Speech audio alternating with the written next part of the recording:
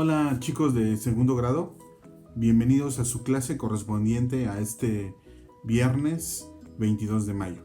Bienvenidos. El tema del día de hoy es la biografía. Analizaremos sus elementos y su diferencia con la mitografía. Siempre el ser humano ha querido dejar testimonio de la vida de los grandes hombres, de aquellos que cambiaron la historia o aportaron algo significativo a la vida de los hombres de su tiempo.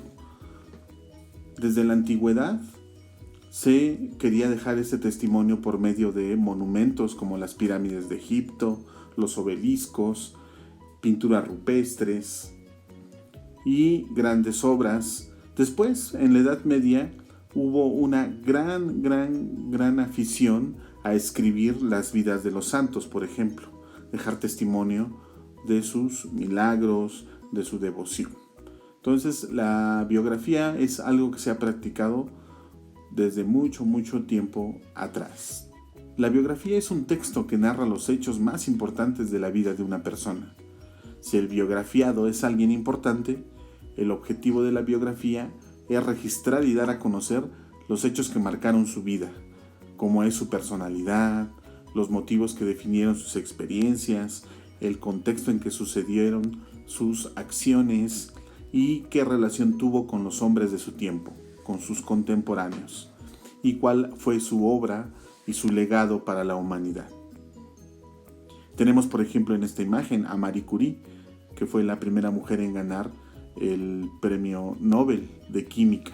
Sus descubrimientos sobre la radiación fueron fundamentales para la medicina y para la ciencia. Bueno, vamos a analizar los elementos de la biografía conociendo la vida de un escritor mexicano importante que se llamó Fernando del Paso. Fue un gran novelista.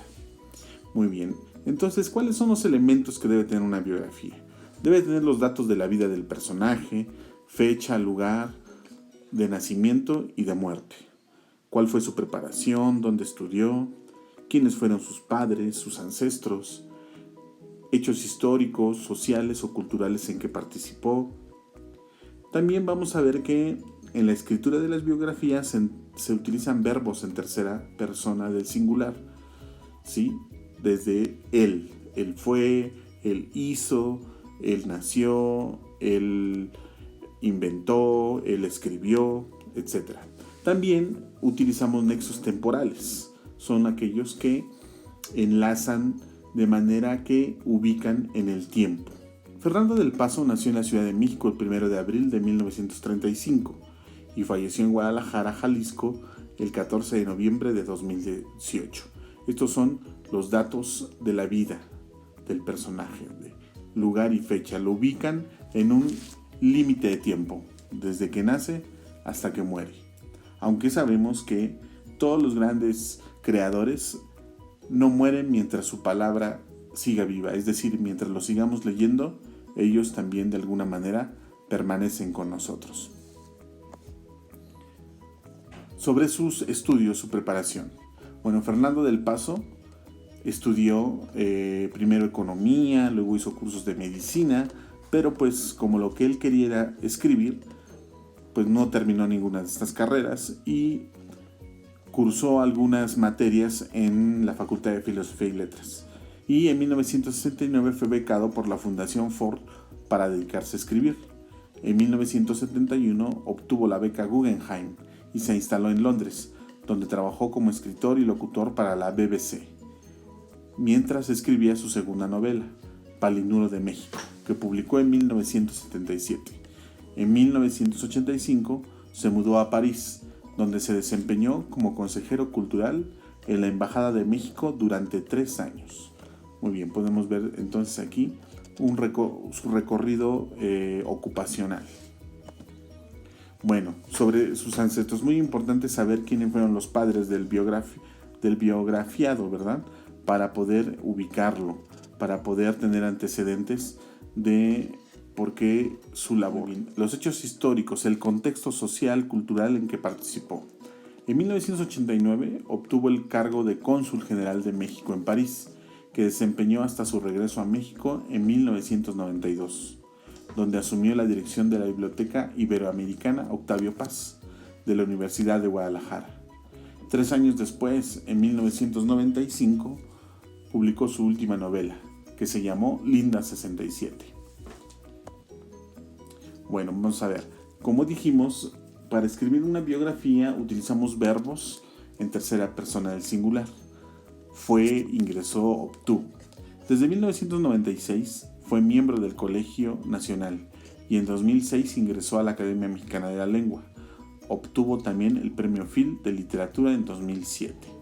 Sí, verbos conjugados en tercera persona del singular en tiempo pasado. Fue, estudió, dirigió, vivió, escribió, etc. Y los nexos temporales que nos indican anterioridad, como son al principio, antes, antes de, en el origen, primero y previamente, después, a continuación, posteriormente, luego, finalmente y más tarde. Más tarde ingresó a la carrera de medicina, pero pronto desistió y optó por economía, en la que solo siguió durante 2 años. Muy bien, entonces las biografías nos dan los hechos más relevantes de la vida de un personaje y se escriben generalmente en tiempo pasado y en ellas se utilizan mucho los nexos temporales. Quisiera que me contestaran en la aplicación Menti ¿qué es lo que más te interesa cuando lees una biografía? Y el resultado es este.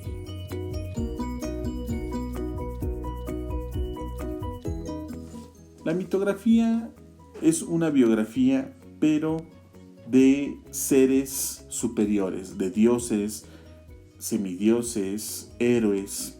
Son obras literarias antiguas, escritas en griego o en latín, que tratan de sucesos mitológicos. Recordemos que un mito es una historia, una narración que nos cuenta el origen de algo, pero desde un punto de vista mágico, desde un punto de vista religioso. Cuentan la vida y hazañas de héroes, semidioses y mujeres extraordinarias. Por ejemplo, los escritos mitográficos más importantes que llegaron hasta nosotros y fueron escritos hace más de 3000 años son la Ilíada, escrita por Homero, la Odisea, también de Homero, textos griegos que nos hablan, la primera, la Ilíada, sobre la guerra de Troya, y la segunda, la Odisea, sobre las aventuras que sufre Ulises u Odiseo durante 20 años que tardó en regresar de la guerra de Troya a su patria, Ítaca. Tenemos autores romanos como Ovidio o Virgilio. Ovidio escribió las Metamorfosis, que nos hablan de todas las transformaciones que tuvieron muchos dioses, seres humanos, semidioses, para poder alcanzar un fin o para que sucediera la voluntad de algún dios. Por ejemplo, Zeus, que para poder acceder a las mujeres que le gustaban, de las cuales él quería conquistar, pues se transformaba. Podía transformarse en lo que él quisiera, unas veces en agua, en forma de lluvia o incluso en forma de un toro. Muy bien. Y tenemos a Virgilio con su Eneida. La Eneida son las peripecias, las aventuras de Eneas. Eneas, que también participó en la guerra de Troya y regresa a su patria, a Italia. Pero también los biógrafos a veces utilizan un poco la exageración para poder destacar defectos o enaltecer virtudes de los biografiados, y lo hacen mediante una figura retórica que se llama la hipérbole. La hipérbole, como vimos ya cuando analizamos la poesía, es eso, una exageración, y las utilizamos todo el tiempo. Por ejemplo, cuando decimos te lo dije 1000 veces, o vete volando, o vales 1000. Esas son hipérboles. Y los biógrafos se encargan de crear personajes con ellas, que exageran sus rasgos, a semejanza de una caricatura que exagera rasgos, ¿no?, mediante un dibujo exagerado. pero la hipérbole lo hace con palabras, con frases, como las que mencioné. Recuerden que tenemos actividades en su libro, por favor revisen su cronograma y resuelvan las páginas del vaya vaya correspondientes. Recuérdense que copretérito y pretérito perfecto son lo mismo, terminaciones aba y a. Queridos alumnos, me dio mucho gusto saludarlos, saber que se encuentran bien. Les pido que practiquen mucho la lectura, la escritura y que también platiquen mucho con sus papás, con sus abuelos. Extremen precauciones. Recuerden que cuidándose ustedes, cuidan a los demás. Hasta la próxima.